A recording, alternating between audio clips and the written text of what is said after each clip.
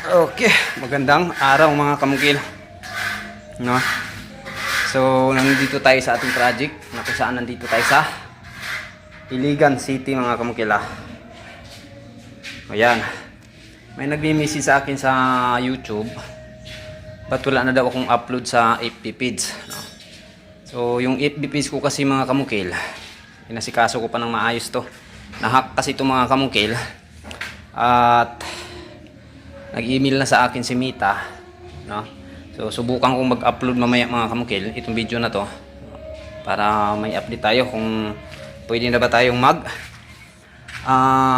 upload no sa ating FB page. So update tayo mga kamukil dito sa aming project sa Iligan City. Para may update din yung may-ari nito kasi yung may-ari nito nandun sa ibang bansa, okay? Dito sa pinaka sala mga kamukil, hindi ko pa na i-tiles to, no? Mandi yung pagpapatuloy ko sa pagta-tiles kasi tinapos ko itong mga design tulad ng ating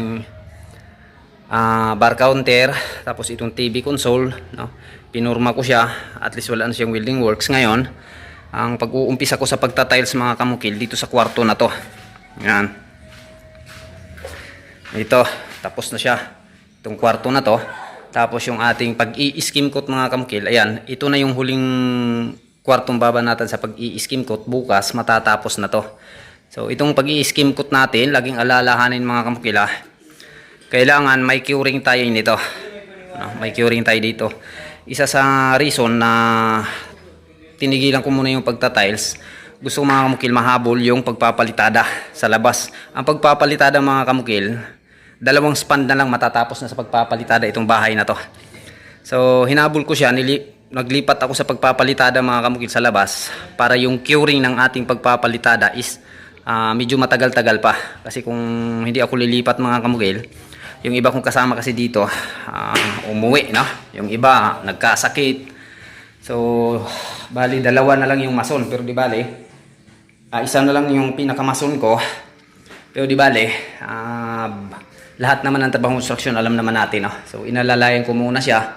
Sa awa ng Diyos, malapit na kami matapos sa pagpapalitada. Ang susunod namin trabaho, itong pagkukontinue sa pagta-tiles ngayong Lunes, no? Bukas siguro sisikapin ko matatapos namin sa pagpapalitada itong buong bahay. Yung ating ceiling dito mga kamukil, tapos na to, no? Ito talaga yung inuuna ko habang magpapalitada itong bahay na to. Sinusunod ko naman siya sa pag-ceiling. So ngayon, sa awa ng Diyos, natapos na yung pag-ceiling. Yan. Dito sa labas, ito yung pinaka-forma ng ating ceiling, no? Pwede na itong lagyan ng ilaw, no? By Monday, mag-a-update ako sa may-ari bukas para sa mga ilaw nito, para mailagay na namin yung mga ilaw, tapos makapag-overtime na kami, makapagtrabaho kami kahit gabi. Lalo na itong pagta-tiles. Ito na lang pagta-tiles mga kamukil, at pagpipintura yung malaki-laki namin trabahuin dito. Pero itong pagta-tiles, easy sa akin to mga kamukil. Madali-dali lang trabahuin itong pagta-tiles, no? Ang mga mahirap lang dito, itong mga ganito, gawa ng mga TV console, minibar. Tapos dito sa kusina, ito yung pinukusan ko mga kamukil. Inayos ko yung ating kitchen counter, no? Kung napapansin nyo, flat na flat talaga siya, no? Kasi iba yung gagamitin ko dyan. Hindi tayo gagamit ng tiles, kasi ang tiles mga kamukil mababasag, may tendency na mababasag. Kaya ang gagamitin ko dito, UV board mga kamukil lahat. Abangan nyo kung paano ma-install yung UV board dito sa ating countertop. Kasi UV board din to mga kamukil, so street color na para mas maganda. Tapos yung gagamitin ko lababo dyan, yari po sa tiles. Abangan nyo na lang kung paano ko gagawin yung lababo na yari sa tiles. Gumawa na ako niyan dati mga kamukil sa isa kong project, no? Kasi yun yung gusto ng kliyente ko at nagustuhan niya naman. So ito dito mga kamukil, ito yung binabanatan ko para maiplaster na namin itong TV console, para mailagay na yung kanyang mga supply sa kuryente. Dito natin na ilalagay yan, no? Switch at saka outlet. Tapos may mga ilaw to dyan mga kamukil, lantern light yung ilalagay natin dito. O maraming ilaw yung bahay na to mga kamukil. Tapos pagkatapos ko siyang natrabaho dito, lumabas ako mga kamukil. So bukas iplaplaster na namin to, ididikit na namin dito sa wall na to. Pa-skim coatan ko pa pala to bukas. Ayan, bago namin ididikit to. Yan, skim coatan to. So ang pag-i-skim coat, dito sa part na to, itong side na to halos tapos na, no? Itong side na to sa pag-i-skim coat, itong kwarto na to. Yan, dito ako nagtigil sa pagtatiles mga kamkilo. Kasi unang-una, nag-i-skim coat pa. So maaring ma-disalign yung aking pagka-sit up ng tiles. So bukas sa Monday, pagpatuloy ko na to kasi tapos na yung pag-i-skim coat sa kwarto na to. Ang lalaki ng mga kwarto mga kamkil. Tapos, ayan po yung ating design dito sa loob ng kwarto. Ayan. So tapos na yung pag-i-skim coat dito sa pangatlong kwarto. Sukin natin. Ayan. Tapos na din, no? Yung pag-i-skim coat dito. Ayan mga kamukil, may kulay na yan dati na pader. Ito lang yung pader na natira dito. Itong side na to. So ang gagawin natin dyan, lilihain, tatanggalin natin yung kulay na yan. Pagkatapos maliha, malinis na, isasabay natin sa pag-primer buong wall na to. Ayan, no? Dito rin, gumagawa din tayo ng box design sa kwarto na to. Ayan. So na-upload ko na mga kamukil yung video niyan. Tapos dito sa sala, dito sa pinaka-main na bahay, tiles na lang yung kulang dito. Ayan. So bago ko to ita-tiles, kailangan tapos na muna yung pagpapalitada, no?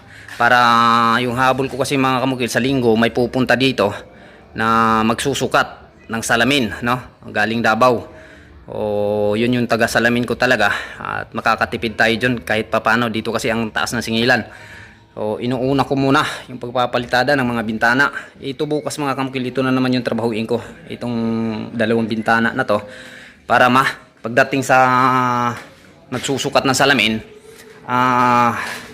masusukat niya ng maayos. So ito yung binabanata namin ngayon mga kamukil. Ayan, dito napalitadahan na siya papunta doon. So yung hindi pa lang napalitadahan dito, yung mga poste pinahuli ka lang muna, at least matapos sa pagpapalitada itong buong wall. Babalikan na lang ng kasama ko yung mga poste na yan. So bukas, dito na naman, ito na lang spandan to mga kamukilo, yung hindi pa napapalitadahan. So bukas matatapos din tong isang span at baka masimulan ko din yung isang span na yan. So ngayon may halo pa tayong natitira. Itatapo natin yan mga kamukila dito para walang masayang na materialis. So kailangan talaga na magano tayo sa materialis, no? Kasi ang mahal ng mga materialis. Unti-unti nang gumanda yung bahay na to. Sa likuran yan mga kamukil,